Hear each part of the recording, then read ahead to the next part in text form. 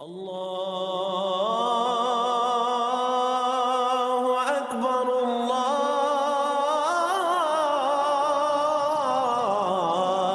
اکبر۔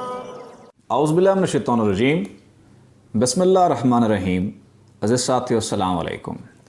فکر اقبال میں تمام ساتھیوں کو خوش آمدید کہتا ہوں۔ ہمارے یہ کام کرنے کا مقصد سیاست نہیں ہے، کسی بھی مذہب فرقے کی دل آزاری نہیں ہے، حکومت پر نکتہ چینی کرنا نہیں ہے۔ ہر شہر میں، ہر گھر میں، ہر محلے میں کچھ دل والے ہوتے ہیں، دل والوں تک دل کا پیغام پہنچانا مقصد ہے۔ یہ ظلمت کا دور ہے، جبریت کا دور ہے، بربریت کا دور ہے۔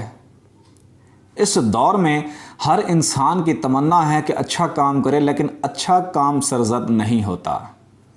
انسان کا اچھا کام نہ تو آنکھوں سے سرزد ہوتا ہے، نہ زبان سے، نہ ہاتھوں سے، نہ ہی جسم کے مختلف حصوں سے۔ ہر انسان کی تمنا ہوتی ہے کہ وہ اس دور میں ایک اچھا کام کرے، نیکی کا کام کرے، بھلائی کا کام کرے، لوگوں کے لیے نفع کا کام کرے، اس کا نفس بھی پاک ہو، تزکیہ نفس بھی ہو، تصفیہ قلب بھی ہو، نیک لوگوں میں شمار بھی ہو، نیکیاں بھی بہت ہوں۔ لیکن وہ چاہتے تو ہیں، لیکن شیطانی قوت اور طاقت ان کو یہ سارے کام نہیں کرنے دیتی۔ لیکن اس دور میں ایک طریقہ کار ہے صوفیاء کا، ولیوں کا، بزرگوں کا، عارفین کا، عاشقین کا۔ ایک طریقہ انہوں نے متعارف کرایا ہے کہ اگر اس طریقے کے ساتھ اگر آپ کام کریں گے، اس طریقے کے ساتھ اگر آپ ذکر الہی کریں گے تو آپ یہ منصب حاصل کر سکتے ہیں۔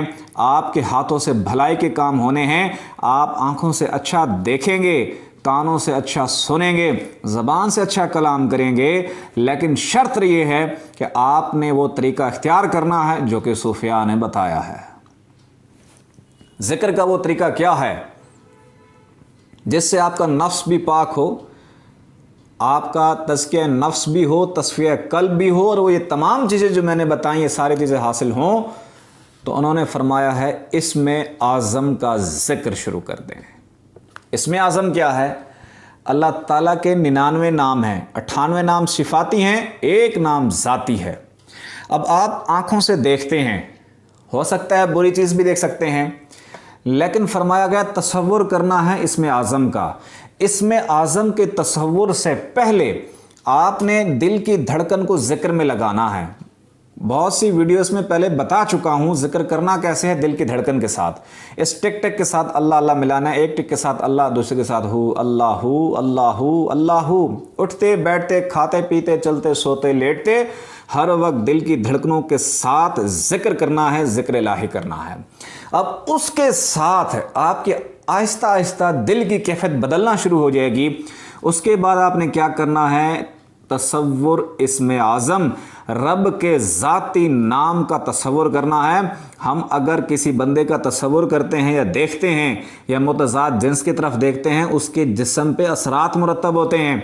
اسی طرح جب آپ تصور کرتے ہیں، تصور اسم اعظم کرتے ہیں، اسم اعظم کا تصور کرتے ہیں، تو اس کے بھی جسم پہ بہت سے اثرات مرتب ہوتے ہیں۔ آپ آنکھوں سے دیکھتے ہیں، اگر آپ چاہتے ہیں آنکھوں سے بھلائی حاصل ہو تو آپ نے تصور کرنا ہے کس پہ؟ آپ کی آنکھوں پہ لفظ اللہ لکھا ہوا ہے، سنہری رنگ کا، گولڈن رنگ کا لفظ اللہ یہاں لکھا ہوا ہے۔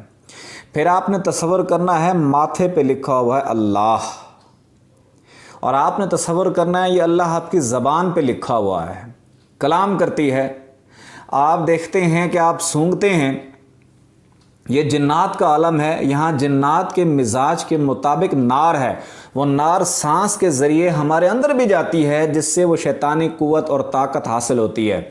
تو آپ مقام یہاں ناک پر یہاں بھی تصور کریں اس میں اللہ لکھا ہوا ہے، تاکہ آپ کا سانس بھی اگر اندر جائے تو پاکیزہ اور اطہر ہو کے جائے، پاک صاف ہو کے جائے، رب کا نور اندر جائے۔ کانوں سے ہم سنتے ہیں، جب کانوں سے سنتے ہیں تو یہاں سے بھی تصور کیا جائے کہ کانوں پر بھی لفظ اللہ لکھا ہوا ہے،